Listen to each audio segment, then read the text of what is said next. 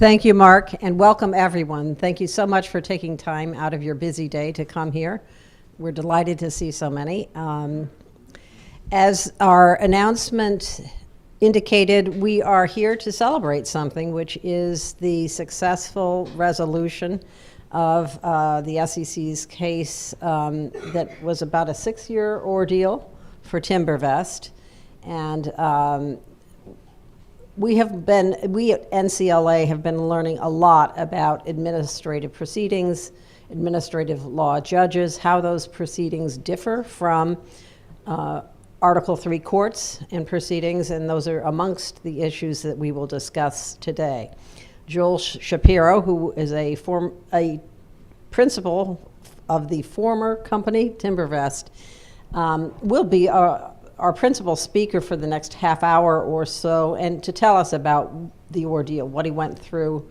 And I'm going to now turn the introduction of Joel over to George Kostolampros, who is a partner at Venable. He was counsel for Timbervest during this ordeal. I also, and NCLA also owes George thank you. He had provided us with some very helpful information with respect to the appointments clause issues in the SEC versus, or Lucia versus SEC case when we filed an amicus in that case in about a year ago. And George is very knowledgeable about that topic, and the Timbervest litigation was the context in which some of those deficiencies in the appointments process were uncovered. And that's one of the topics I'd like to get into today as well. So, George? Great. Let me just introduce myself. I'm a partner at Venable law firm here in DC.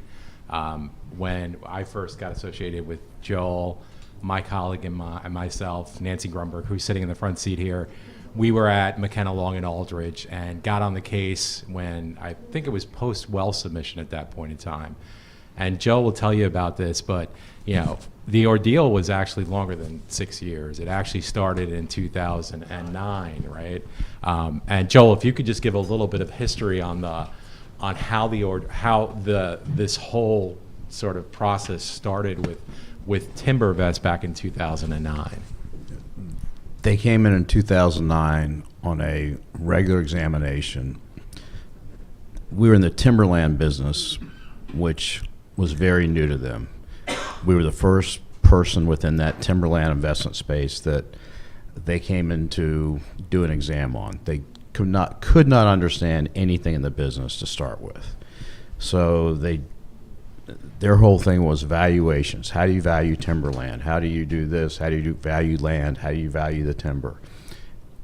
It was very cut and dry the way we did it. They spent 3 years investigating this case that was going to be the biggest valuation case they'd ever seen.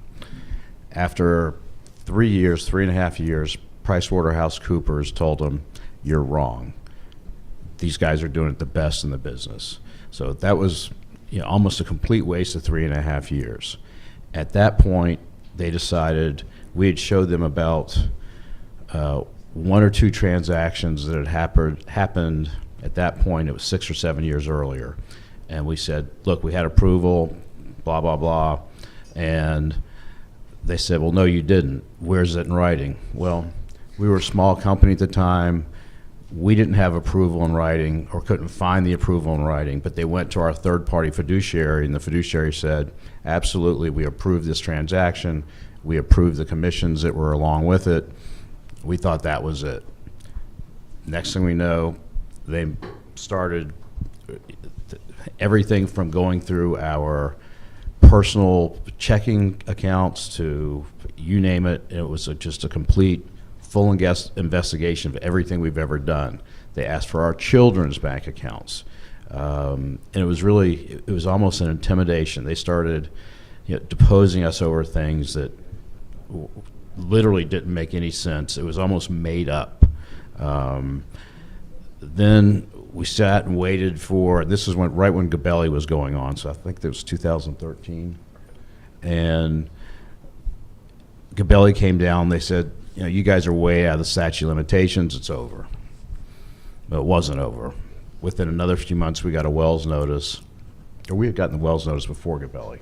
I think so. And to give a little more background, the transactions at issue that the SEC had discovered and thought that there was an appropriate disclosure took place in 2006.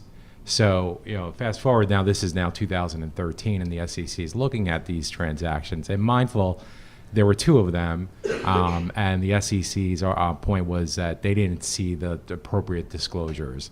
Now, later on, they then argued that, basically this was a way that Joel and his partners funneled money to themselves improperly. But, Joel and the partners at Timbervest and Timbervest itself literally had hundreds of transactions. So they never looked at it in sort of at least we argued, not in the context of the business itself. And this was just a standard fee that was taken and was disclosed orally.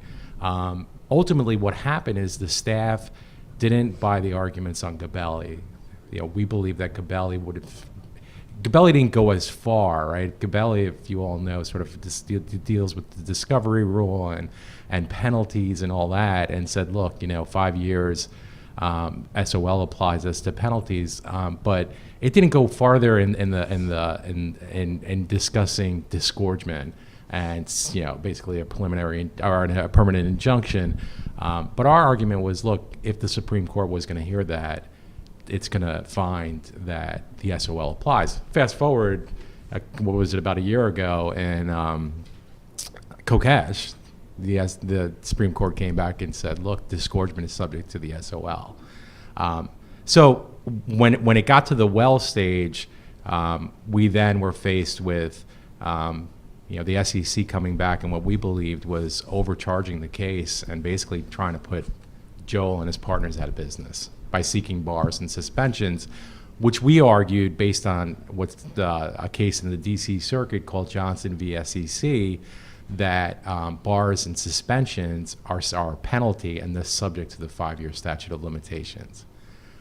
But again, the SEC disagreed with the Johnson case and disagreed with precedent within the ALJ process. There were a number of cases in the administrative process that previously held that because of Johnson, penalties were subject to the SOL. So that's where we were, at least at the point of a well submission. Who was your administrative law judge? It was Cameron Elliott, who up until that time had never ruled against the SEC, which in and of itself shows bias. Right.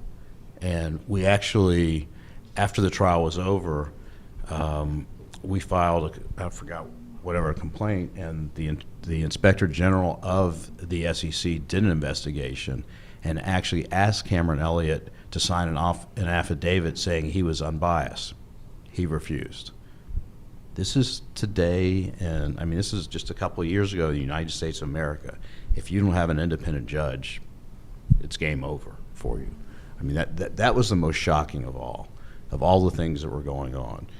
They did things like, I mean, we were talking last night, there was an accusation made against me by somebody's ex-husband that I did something with his wife. They brought that guy in, and nobody knew where this trial was going to happen, and it happened at the SEC's offices, which in by itself is a little intimidating, but they brought him in, and he stood up and stared at me for 2 straight hours on the front row to intimidate me. And I wasn't intimidated, but it was just a show of them trying, once again, to intimidate a witness, to make me nervous. It was crazy. And actually, they had to clear the courtroom because, for all we knew, he had a gun. There was no. It was an awkward situation. What happened is, typically these cases are brought in some sort of public forum where the public can get access to it. And our case, I think it was 9 days of actual trial, but spanning about probably a month and a half, 2 months. So the initial probably half of the trial was at the courthouse in Atlanta. We were able to get a courtroom there and use that. But then for the latter half, there wasn't any courtrooms in Atlanta available to us. So we all agreed to do it at the SEC's offices in Atlanta. And if you've ever tried to get into, the SEC's offices, it's a very difficult process. You have to go through security, sort of people need to know where you're at. And there was no way that anyone would know. There's no way anyone would know where that trial would have been, frankly. So this person, at the end of the day, must have called someone at the SEC. I don't know how else he would have gotten the information. Yeah, he actually had gone to high school with one of the SEC. So when Joel was testifying, he literally was standing up, and we had to request for the ALJ to take notice of this, and I forgot how it worked out, whether ultimately he was sort of forced out of the room. But again, very, very intimidating, posture to be in. And at the end of the day, I'd like to think that the SEC didn't have any sort of hand in doing that, but it was just very, very awkward. And for me, as an attorney, I know that Joel's obviously the client and had to go through this process for so many years, and the stress that going through this, on you personally and your family and friends is just it's something that you really don't appreciate unless you talk to him. But as an attorney, to me the process is what was really wrong. They've tried to correct some of this now, but I think fundamentally though there's still a problem with the process because you're not before an Article III judge. You don't get a jury to the extent there is a jury available in federal court on these cases, and the staff and division itself and the SEC gets to choose based on no criteria given, essentially, why one case gets into federal court and why another case doesn't. So. And one point about that is when you get into these courtrooms, the SEC has full reign to make up whatever they want to make up. As George said, we had no right to depose anyone. So we get in there and they start bringing up things that had nothing to do with anything, but it's their own, I don't want to say guessing, but just they create these theories. And the theories are completely indefensible because they don't exist. And so they can tie this to that and the other, and this is an experience we were talking about, and we were also argued that, look, this is one instance. So even if there was a failure of disclosure, given the number of years that they're in business, how much they've made for their clients, they never had a history of any prior, we had never had a complaint even. And even after that, there was no complaints. We said, look, there's no basis for a cease and desist order here. And there's a standard under that, which, we thought we had met. Then all of a sudden they start bringing a testimony and evidence regarding another property and saying that the partners were using it for their own personal benefit. Well, that wasn't alleged in the complaint.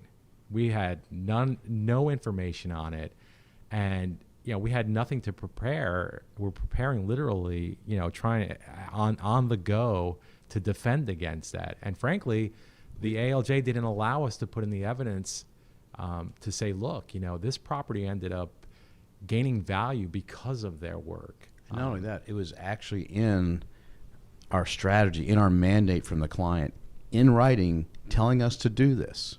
Right. And the value of the property tripled over about a 3-year period because of what we did. But they claimed we had done all these other things, and we had taken people out there when our business, I don't know if any of you represent real estate clients. Well, the first thing they're going to do if they have a new investor is show them what it is they own, give them a tour. All we were doing is giving people tours of what we had done and creative value for this client. They said, no, you can't do that. You're using their property for your own gain. It's like they didn't understand that what business we're all in. I mean, if somebody buys a company and you take them on a tour of a company, you're violating their rules now. And it almost gets to the point of being silliness. We had a quasi-friend who me and two of my partners had done a real estate deal with 2 years earlier. The deal had gone bad. The gentleman was a general partner and we were limited partners. So he had some exposure. He came to us the week before the trial and said, look, I'm a witness. If you testify one way, or if you give me money, I will testify one way. If you don't give me money, I'm going to testify a different way. That gets into the courtroom, and the ALJ, in his final, whatever you call it, when he wrote his opinion, initial decision, gave him more credibility than any other witness. And he admitted it on the stand. Yeah, I said it, but I didn't really mean it. I mean, in a federal court, that guy's gone, or if not worse. I mean, it was pure extortion. And these ALJs, they don't care. They're completely against you. And there's no fairness there. When we had, like I said, we had documentation proving different things, and he tossed them out. Anything that was really in our favor, he wouldn't let us use. And, you know, how a ALJ, and I think to this date, which I think he's been 8 or 9 years as an ALJ, I think there's one tiny case that he threw out where someone was accused of doing something over $20,000. Every other case, he's ruled for the SEC in some form or fashion. Well, one of Cameron Elliott's redeeming qualities, perhaps his only one, is that he's relatively honest about his biases. He did say that he had, in settlement discussions in another case, that he had never ruled against the commission ever in his tenure as an administrative law judge. He also said that he'd never given anything less than a lifetime bar to anyone who contested their case, which shows a willingness to penalize people for putting up a defense. Were there investor complaints or other losses that had No. generated the charges against Timbervest? This is where it gets funny. They sent us one of these data dumps, the written form that the person who turned us in had turned us in on, and they gave us her name. It was a former employee who she worked for us for 6 weeks while we did a background check. We did a background check and turned out she had a felony. We had to terminate her. We gave her 4 or 6 weeks severance. When it came back, and she already had a second job, and we said, no, we're not going to pay you for this 6 weeks because you have a job already. You lied to us. You did this, that, and the other. Well, on the form she filled out to the SEC, she said, and she was in our accounting department, she told them that we had a felon working in the accounting department, and there was no guidance or whatever. Well, she was the felon. It's just you can't make this up. And it was just, and they gave us her name, which I know is illegal. It just, and the cases they sent us on this data dump, there was lots of other cases. We could have made a mess. All we had to do was go to the press and say, look what we just got. And we didn't, because of course the ALJ would have held us in contempt. And even during the trial, we brought this memo up that they accidentally released, and Cameron Elliott just said, no, I'm not gonna look at it. It's it has nothing to do with this case because it was their work product. Yeah, Cameron Elliott, who is a former prosecutor as well. We raised this argument, and basically, it's under Brady. So the SEC recognizes Brady exculpatory material be given to the other side in their administrative process. And we argued, well, this was Brady and it wasn't given to us, or it was given to us, and it should be. It's not. At the end of the day, it doesn't fit the attorney-client, the attorney work product. You have to give it to us anyway. And for some reason, even though we didn't argue that the SEC purposefully, was not providing us with exculpatory material, as you would in trying to argue that a prosecutor is acting improper. But that's how he took it. And he commented at the trial, is like, when I was in AUSA, I got accused of Brady violations all the time, and I take those very seriously. And I can basically, I feel for them on the other side. And it was just awkward that wasn't our argument. Our argument is, look, this is Brady material and ultimately should be given to us. Not that the staff did anything improper.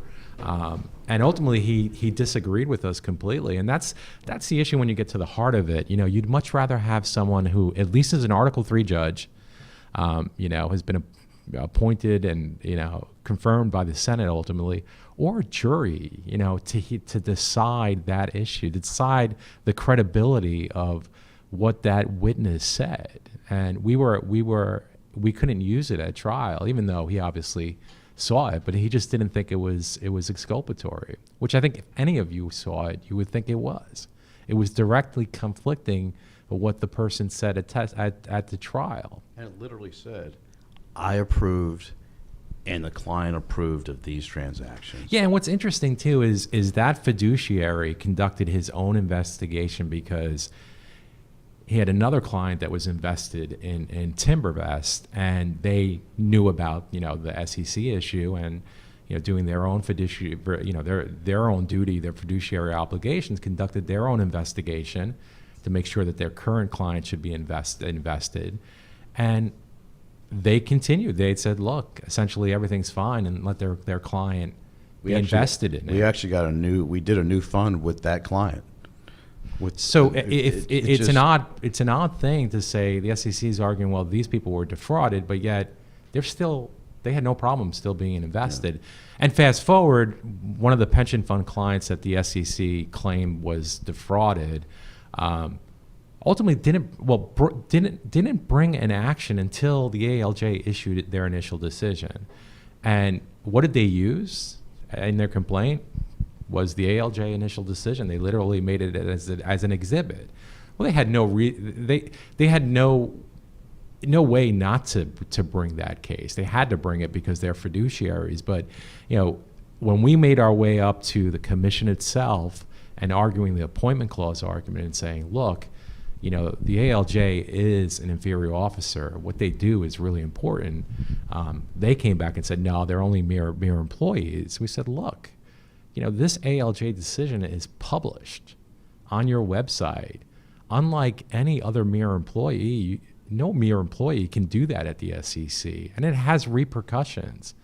It has repercussions not only because AT&T filed against them, other repercussions. Banks didn't want them to do business with them. Literally, personal business didn't want to have their personal accounts. There's Charles Schwab, Merrill Lynch, Bank of America. They all just said you can't have accounts anymore. J.P. Morgan, you can't have J.P. Morgan, who was guilty of more violations than anybody, told me to get my account out of there. I mean, it really does have incredible repercussions. But not only that, the first thing the SEC does when they file a complaint against you is they go to the press and destroy you. This is what these guys did. Blah, blah, blah, blah, blah. And they have a good time doing it. Oh, no, we didn't do it. Well, it's funny. The article came out in the morning with the local business paper. However, we didn't even get the documentation until 4 o'clock that afternoon. It's asinine what these people are willing to do. I mean, I hate to say they break the law, but they sure as hell they cross lines all day long, and they don't care. It's win at all costs. Doesn't matter if somebody's guilty or innocent. And we ended up selling our business, and we did okay.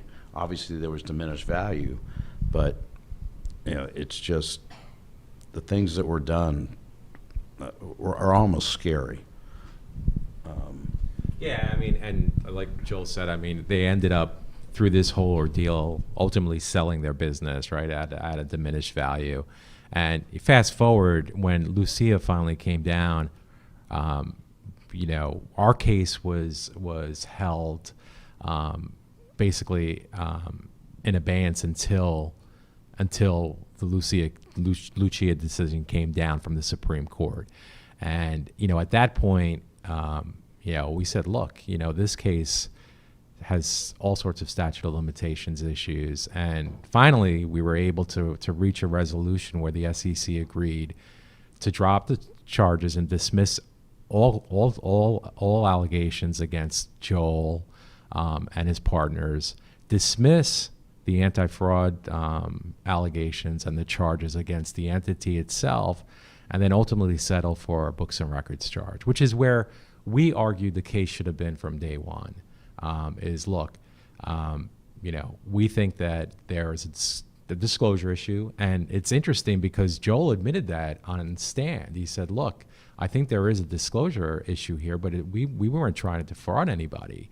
And ultimately, the ALJ used that against us, and so did the commission itself, saying, this is one of the factors in the cease and desist standard, is whether you sort of accept responsibility.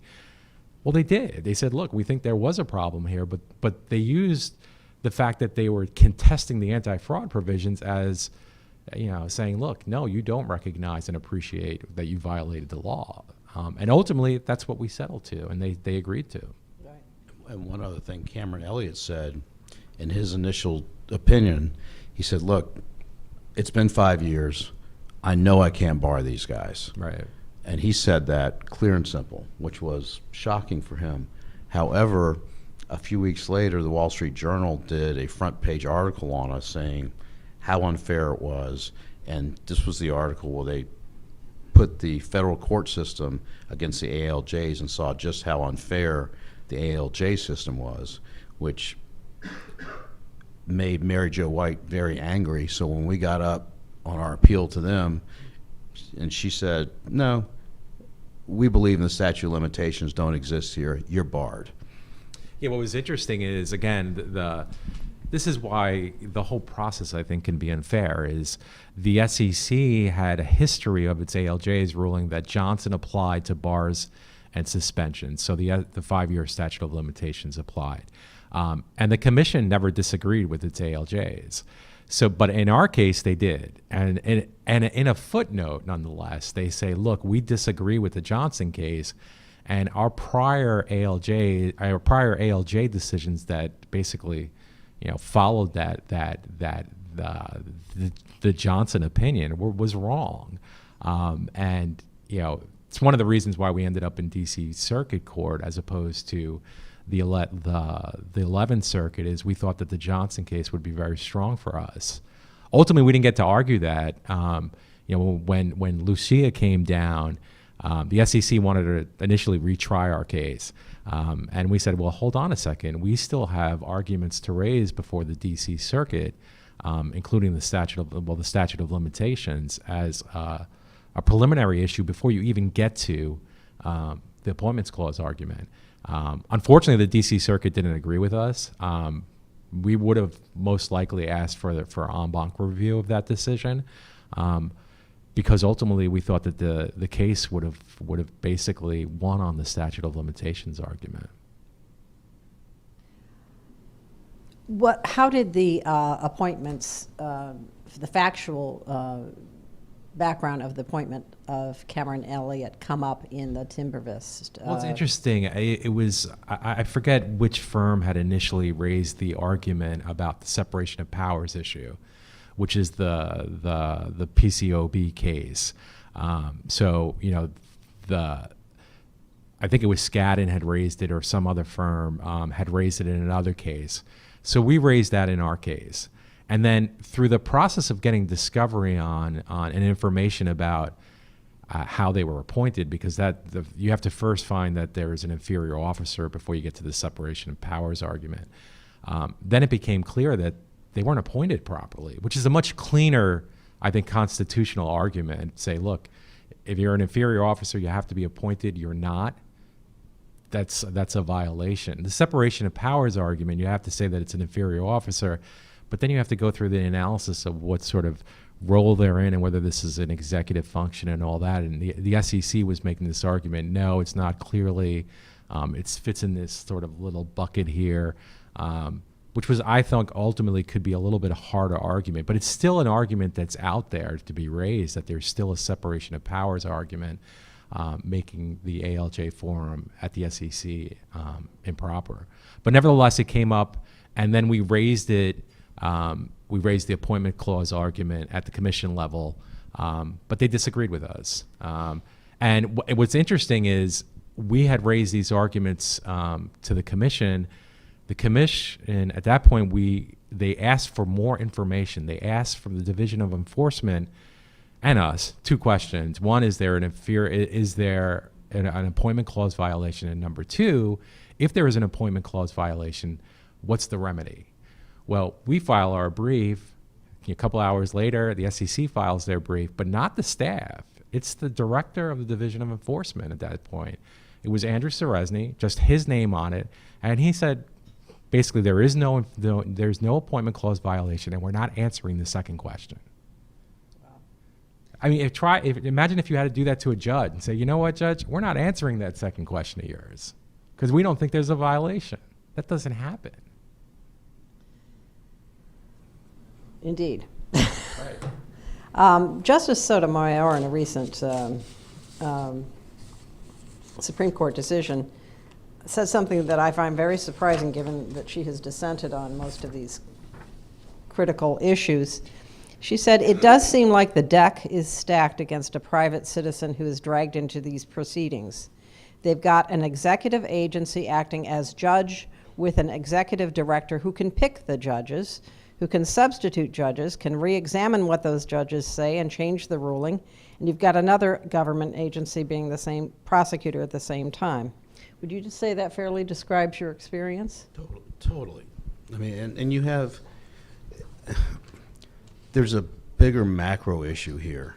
If they bring anything against you, really start an investigation, unless you're, and we were fairly large and we did fairly well, but they put you out of business because most people can't afford it.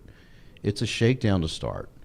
You know, some people are good, some people are bad, but from a good person's perspective, you got to fight this battle. It's 10 million plus. I mean, it's good for you guys because you're attorneys, but it's a 10 million. It's a plus deal to start with them, and it's crazy. I mean, look at our case and even others, right? Lucia, what's going on there, and these other cases that ended up going back through to the forum, to the administrative forum, and now have to be retried. So you've spent, all this money litigating in the SEC's forum. Turns out that was wrong. You appealed it to the DC circuit or whatever other circuit. Finally, you win, and what do you get? You get a retrial. The booby prize. You get to go back and do it all over again. Yeah, and in Ray Lucia's case, it was 6 layers. A 6-week administrative hearing, an appeal to the commission, and there were 2 dissents in the commission that held that Cameron Elliott had made up a rule out of whole cloth in his case. He then took it to the DC circuit, a three-judge panel. He then took it to the DC circuit en banc. That was evenly split. One would hope the tie would go to the runner, but that goes to the SEC in this case. And he has to go all the way up to the Supreme Court. And there still is a remaining removal question in his case. And the SEC, rather than bringing the case in the district court, which it had its option to do, is put him before an administrative law judge who has multiple layers of tenure protection. And that issue can't be decided by that judge nor the commission. One other issue you raised about sort of the process and being before the ALJ, part of our arguments, we raised bias, institutional bias, and then also specific bias at that point in time that Cameron Elliott hadn't ruled in favor of any respondent. We had quoted Chief Judge Murray, who at some point had said in one of her cases, someone had moved for summary disposition, which is akin to a motion to dismiss it, could be a motion for summary judgment. And she said, I can't ever, grant your request. The commission just brought this case. Like, it'd be me saying the commission got it wrong. And that's what's really, I think, goes to the heart of the problem here. You're asking these ALJs to disagree with the commissioners who by the way, have been following this case from, almost inception, right? I mean, they know they approve the action being brought, and asking them asking an ALJ to decide that the SOL applied when the commission already said, no, we're bringing the case, despite our arguments in our well submission that the SOL applied, it's a stacked deck against you. And the reason is because it takes years to get through the process, years of spending a whole lot of money to get there. How can you have the wherewithal to fight through that at all? Unless you're wealthy, or for these guys, they had an ongoing business that was doing well, despite the allegations, and or if you have D&O policy, ultimately. One other thing. For the most part, the ALJs have no background in securities laws or real estate law or an understanding of business. So you're dead from the beginning because they just don't understand how business is done. And it's unfair, the way they go about it. And the other part about it is on the local level, and I don't know how it is up here, when you get higher up, the SEC attorneys take this very personal, and they have a win at all costs attitude. Like I said, from witness intimidation to holding back evidence, it's almost, you look at it and you say, this can't be the United States of America, in 2015, 16, 17. And when a judge said, I'm not going to sign an affidavit that I'm not biased, he should have been terminated right then and there or not reappointed. And of course, he wasn't. Cameron Elliott in Mr. Lucia's trial presided over proceedings where Mr. Lucia had witnesses willing to speak on his behalf, and the enforcement staff served those witnesses with subpoenas shortly before they were to testify, requesting from them 5 years of their financial and other information of any sort, of any kind, for a full 5 years. Well, unsurprisingly, those witnesses declined to testify in his favor, and it was just, plain witness intimidation. Unheard of. In a court, Yeah. You can't get away with that. And it is interesting, I think, in Lucia, it's a little noted aspect of the Supreme Court decision that Justice Kagan disqualified him from hearing Mr. Lucia's case on remand, which never happens with district judges. She didn't give a lot of reasons for that, but it is highly unusual.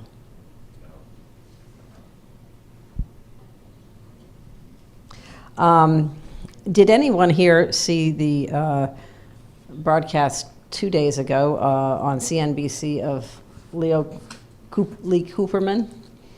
He was the former head of Oracle who was charged by the SEC, and his company was destroyed, which is one of the many costs that happens. Mr. Lucia's business is destroyed. The typical situation when you undergo one of these things is you can and often do lose everything. One of the things he said in that CNBC proceeding is that the SEC is very wrong in what they do. They are abusive in their conduct. He talked about the fact that they had offered him a settlement which included an industry bar, which is an occupational death sentence. The industry bar is such that you not only cannot work in the securities industry again, you're unemployable anywhere, which Mr. Lucia has learned to his great harm. But in Mr. Cooperman's case, they came back and gave him a deal he could take. And even though nothing had been proven in the case that was any different, it was just a shakedown. And he went on CNBC just 2 days ago and said that this conduct by the SEC is disgraceful and an abuse of power. And this is a guy under gag rule. I mean, Cooperman is one of the best-known hedge fund guys out there, and I think it's Odyssey Partners, but it's, and he said the exact same thing. He says they go after you, and they don't care about rules of law. They just care about winning. and it's really unfair. Having been at the SEC before, I'd like to say that it's not all the same. No, that's, I know, right. That's the hit or miss thing about who you get, and that's why ultimately I think once it becomes litigation, it is for every litigator. It's well, I got to make my case, right? The investigative side is something different, I think, but that's why the case should be brought. I think when it's a litigated case, where especially when there are allegations of fraud, and remedies where you're seeking to put someone out of business and out of where they won't be able to continue on with their livelihood, how they make their money. Ultimately, those cases I think should be brought in federal court. Now, what's the fix in this? There have been some thoughts out there presented. Do you have a right to remove these cases if you do find yourself in the administrative forum? That's one way to fix it. But ultimately, I think that there should be some fairness where the respondent can get into federal court. George, do you think there's been a change, whether it be different chairman of under different chairman of the SEC, or just a change over time? Because it seems to me that the disclosure issue that you had identified and had admitted to, and in Mr. Lucia's case, there were some minor issues having to do with a word he used in a way that Cameron Elliott didn't like. He immediately stopped using it. Right. And there does seem to be a broken windows mentality, certainly under the leadership of Mary Jo White, where small, minor matters that could easily be remedied simply by ceasing and desisting the practice, and perhaps a small fines turn into these protracted proceedings. From what I see on the cases that have been brought in my dealings, and our dealings on this case, I think is that I think there is a change at the commission. I think before there was this broken windows policy through Mary Jo White. But remember, I think that the pendulum always swings in extremes after the financial crisis, after Madoff.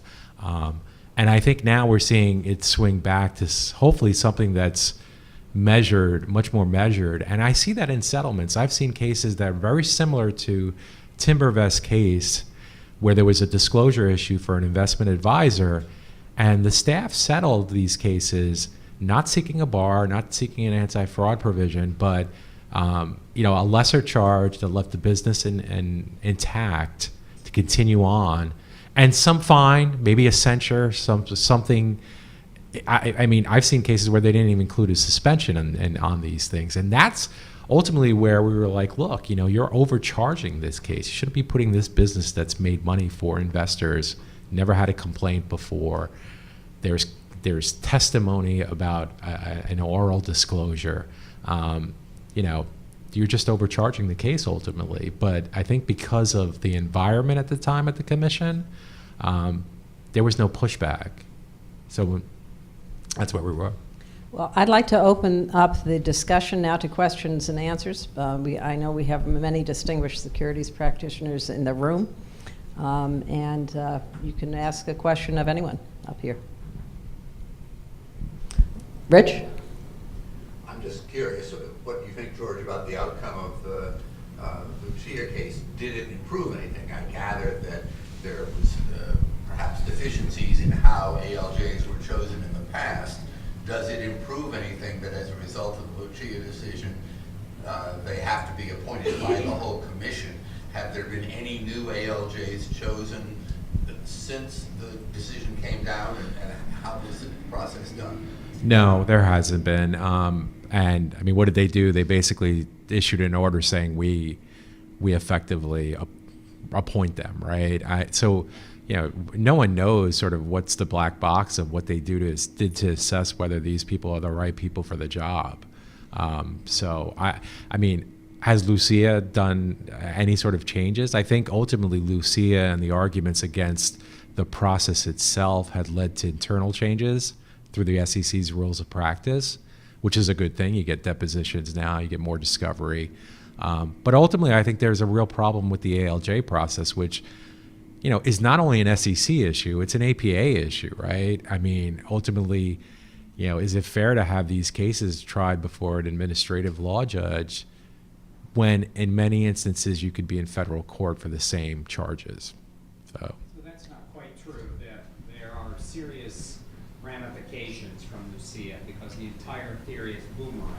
right. The president issued an executive order removing ALJs from the merit-based civil service selection system. So now every agency is empowered to select their own administrative law judges. So the basic theory of these many attacks on the administrative law process has been to enhance fairness and independence. And the reason I say boomerang is because now you have the selectors being agency heads. And the same executive order has also authorized removal of ALJs by the agency heads.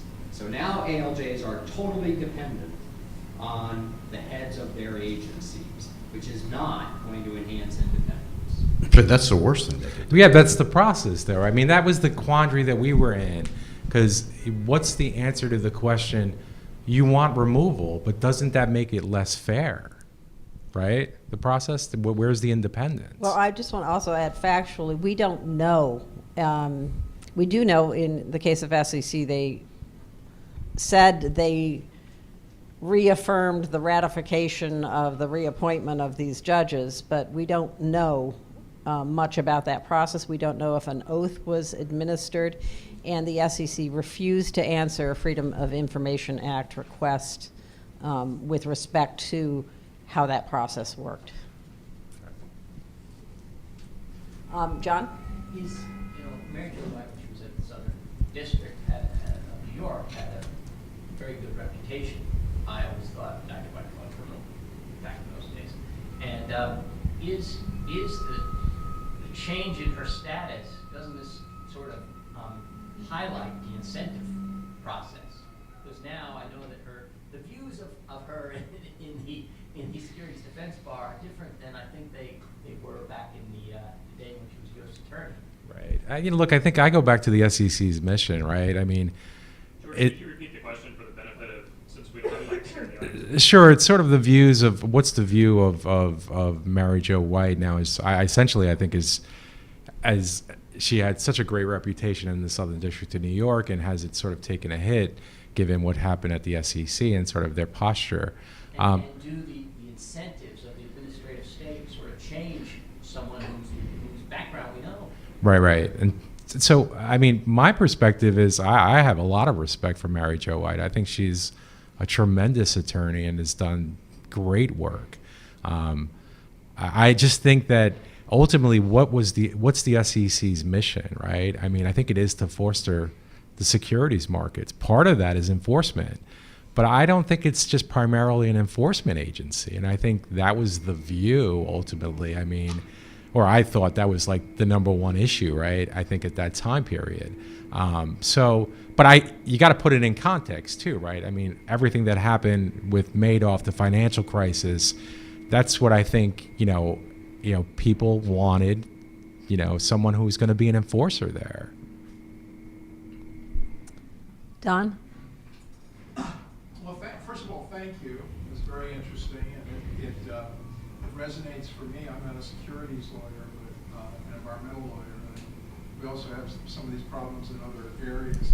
What I'm interested in is what you think some solutions or fixes to the problem might be. I think you've done a persuasive account of a litany of discretionary abuses, I might call them.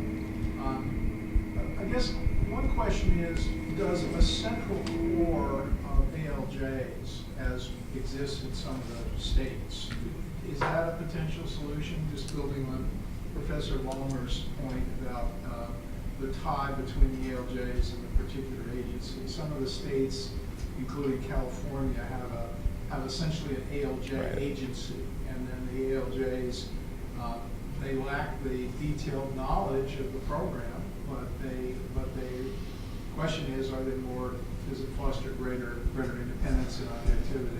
Look, I think, like I said, they've made changes to the practice, the rules of practice to allow for discovery, but I still have issues with it. And I think anyone who's trying a case in the forums wouldn't recognize the issues. For me, I think it's important to give the respondent a right to be in federal court. You very well could have, look, there are cases, I go back to how the SEC historically had used its forum, right? I mean, typically it was, these registration cases where people haven't filed their filings, and then follow-on action. So there was a finding of liability in federal court, and then you go into the ALJ forum to get somebody barred. I like that better, frankly. But I could see that there could be technical violations. And when I say technical, I mean cases that don't involve allegations of fraud and won't lead to the remedy of barring somebody. Like, to me, those are, there's such a seriousness of those kind of cases. And the fact that that the commission itself can bring those cases in federal court or at the administrative forum, to me, is where, look, I mean, I think there should be more transparency as to when you bring those cases in administrative forum. But ultimately, what I'd like to see is that the respondent has a right to be in federal court, because it's just not fair. There is some legislation that has been proposed about that. I don't know that it has gotten very far. Right. Andy. Not Andy Ballmer. Right. Used to do what you do. And I have a request, not a question. I propose and would love to have you all put down in a writing some of the key things that you told us about today. Right. And because they're going to be lost. Part of the problem is there's anecdotes, but it's hard to collect empirical data now that I teach law rather than practice. I have thought much more carefully about empirical bases for some of these criticisms. I've written a fairly lengthy piece that talks about key flaws in the SEC enforcement process, but developing data is really hard. And there are a couple models you could follow, but I really do encourage get Nancy to help you out. Even though We'd love to. But so I don't know if you recall, but there's another person who suffered as severely as you did, and I can't remember the name of his firm, but his name is Ovis, and there's a famous Second Circuit Ovis opinion. And when he was finished with his dreadful experience at the SEC, he wrote this wonderful Wall Street Journal opinion piece that tried to, I'm sure it didn't cover all of his complaints, but it covered a lot. And so think about that, or think about drafting something in the order of congressional testimony, someplace where you really can give some of the details of the harms and the unfairnesses that occurred to you, and it really That's a great point. does some good. Yep. Yeah, hi. Ken? I'm Ken Burke. I'm not sure that removing to federal court really is going to be the panacea that you might think. I've tried a number of these cases where they went right into federal court, and of course the first thing they do is get an injunction, and they seize all your records, they get an acid freeze, and this is all, in some cases, before a preliminary injunction hearing. The right to a jury in federal court, you don't have that for the equitable relief. You also don't have that very clearly with the amount of the civil monetary penalty. So what you're suggesting really just provides maybe a slim right to a jury to liability on some of the issues. And by that time, many of my clients have gone the way of Timbervest. Yeah, and I recognize that as well. That I think there could be instances where you would prefer to be in the forum, in the SEC's forum. But I'd venture to say most people would rather be in federal court. I recognize that. Had we had the ability to depose people, we never would have probably gone to court. And the other thing I'll say is, for any of you who have clients, once the SEC does an exam, we made the mistake of arguing with them and telling them they were wrong. Suck it up and say, we'll do whatever you say. And that changes everything. Yeah, well, I mean, one of the things that happened in the case is they challenged the subpoena, basically refused to produce personal bank account records of the kids, things like that. And that, you guys, many of you have practiced, and I think the more invested the staff is in your case, it's not a good thing. so they get more emboldened, right? And ultimately, they have to justify why they're spending so much time in these cases. Always a concern out there, and you never know how that affects each staff member at the SEC or any government agency, frankly.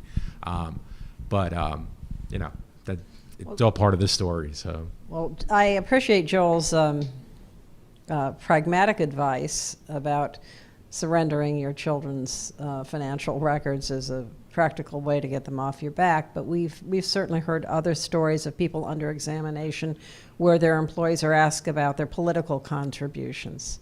And if you take that advice and you fork over your kids' financial records or ask your employees to disclose their political contributions, you have to think about what kind of a world you're living in where the federal government can force you to do that, or you face destruction of your business. The first question they asked me in my deposition after my name was, how much money did you make last year? And do you think that's fair? You can't make it up. In Mr. Lucia's case, where not a single investor had complained, no losses were ever alleged on behalf of any investor, Cameron Elliott said in his initial decision, I'm going to levy a fine of $300,000 on you because of your substantial financial success at the expense of your customers, when in fact no such claim was even made or provable. So it seemed to be like a tax on the fact that he had been successful in his investment program. Mark. I just wanted to ask George and Joel what advice they would give as a takeaway from this ordeal for others who might find themselves in the same predicament. Like I said, the first thing I would do is when you get your responses back to an exam, try very hard to be nice. We sent a 60-page scathing letter telling them how wrong they were. That just inflamed the situation. And then, right or wrong, you have to get in the federal court because you have to have the right to depositions and knowing. And in a federal court, hearsay is not allowed. Hearsay is completely allowed in an ALJ, and the things and the strange stories or just making up things, they bring it in. You can't defend it. We're in a real court, a federal court. A judge is going to throw most of it out. That's been a consistent complaint we've been hearing from others. Yes, is it Russ? Yep, Yeah. Russ Ryan, I'm with King's Baldwin. Just come on the bright side, just to cheer them. I don't think there's any doubt that the SEC under the current leadership has substantially cut back, if not entirely abandoned, using administrative proceedings in serious contested cases. It seems like they're always going to court now, presumably as a result of all this litigation. But maybe a change of mindset to some extent. You're right that this is pendulum, and it's on the whim of the current leadership. That's not much comfort that it's not going to go back the other way. A couple other things that I've thought about in terms of solutions to the problem. One being, I think one of the problems is the Equal Access to Justice Act is entirely toothless in this context. I assume when you settle, there was the usual clause waiving your right to it. right. But even if you haven't waived it, I don't know if you've looked into it with clients before I have, and it's not even worth. It's not still very difficult. Whether you win outright or, like in your case, you offer a settlement early and then they made an excessive demand. But either way, it's very hard to win those cases, and I think the fees are like $100 an hour. It is. And it's something ridiculous like that. So I always thought that Congress should do something about it.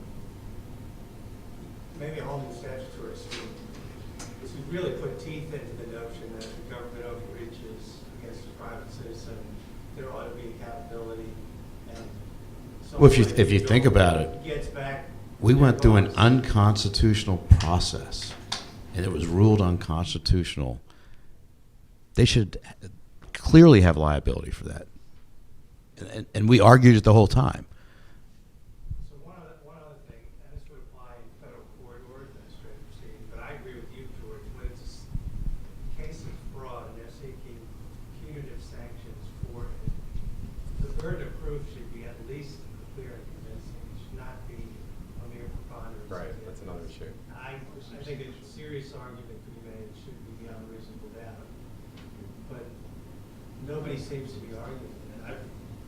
I've argued it and preserved it in briefs along the way. Of course, the client gives up and settles at some point, so you never get to raise it. It'd be laughed at, and it is laughed at when you raise it with the staff or even the ALJs. Someone needs to get to a court and start making these arguments. Yeah, and even when you get to court, I think it's difficult. I think, we faced, and Lucia faced it, right, in D.C. Circuit. Are these judges going to effectively overrule years of precedent? And you have to sort of make your way through the marathon and get through to get to the Supreme Court. That's the problem. And I mean, again, you go back to, what's the prize that you won on this constitutional issue? You get a new hearing. I mean, that's just inherently unfair. And we did look at the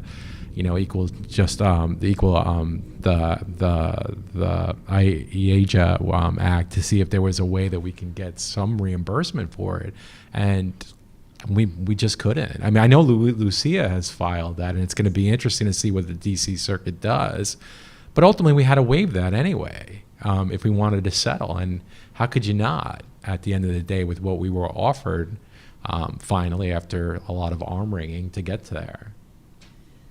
Well, going to Andy Vollmer's point, too, the other thing you have to agree to when you settle your case is a gag, and you can't talk about it, and that goes to the whole issue of gathering empirical evidence about the problems in these proceedings. You can't speak about it under a threat of a reopened prosecution. And for those of you in the room who don't know this, NCLA filed a petition with the SEC in October to ask them to amend the rule, removing the power to gag people as a condition of settlement. We didn't have that issue here, as you could. Otherwise, I would not be letting Joel talk. In our case, we were very mindful of that. So we had insisted that all the allegations be dismissed as well and withdrawn, the factual allegations. So what's left in our case, what we settled to, is basically the disclosure issue, which is what they admitted to at trial.